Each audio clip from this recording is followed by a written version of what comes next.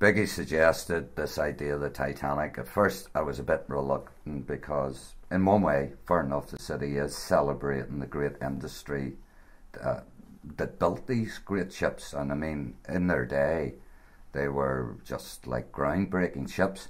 But I thought for me as an artist I'd be more interested in dealing in an elegiac way with what happened.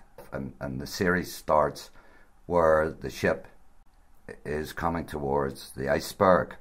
So it's like saying, you know, it's going to meet its doom, if you wish, but yet it's that moment where, you know, fate, you turn right, you turn left, or you run into it. And they actually argue that if you had run into it head on, the ship would have stayed afloat. This is simply dealing with the ice field, that when the next day, when they found the passengers after the ship had sunk, the whole place was surrounded by ice. They'd run into what they call an ice field, and also the Carpathia, who rescued most of those that survived, spotted 20 huge icebergs in the area alone, between 100 and 200 feet high. Now these become, in a way, to me, more abstract and deal with the actual loss of the ship. This is called Titanic Maiden Voyage Memorial. Or what I've done is use the bones to show as if this is the huge keel. This is the statue from the City Hall, which is the memorial, and it's as if the ship, it's elegiac. Simply, the iceberg's broken it in two, which it broke between the third and fourth funnel. So this one I did really to remember the crew. And basically what I've tried to catch is that the huge weight of the propellers and all at the back, and the way the ship had started to go down, broke the back of the ship. Again, this is a simple one.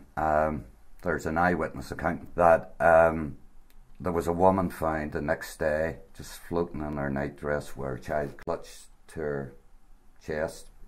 And it's just that idea that particularly the steerage class passengers, third class, that out of I think 70 odd children, 50 of them were lost. And I think it was a great difficulty of getting up from a part of the ship which steerage tended to be very low down at the back of the ship. So I wanted to use that simple, you can't use human beings, so these are like metaphors or whatever for the loss. Now this one is called Titanic Nightmare, and it's really Thomas Andrews, you know, the designer. He seemed to be a very good man and very brave at the end, but this was his nightmare. So this one has the two watches, and lucky enough I had an old pocket watch from years ago, and this is the time, ship's time apparently, because times were all different and argued over, that at 20 to 12 the ship struck the iceberg, and at 20 past 2 approximately the ship was at the bottom of the ocean. So I'm saying this is the great structure of the ship, almost tomb-like, and most of the engineers went to the bottom. What I wanted to catch in this, that the devastating loss to families, and I just call it loss, that between those two times most of these people ended up at the bottom.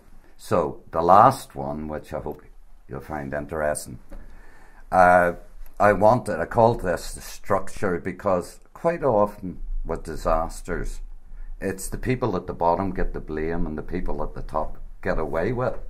So the top head is made out of Pierpoint Morgan.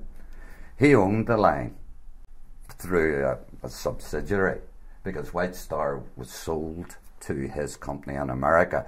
He bankrolled, as far as I can make out, the building of the Titanic. And you work your way down, and at the very bottom were the two that lost their life, which is Thomas Andrews and the captain.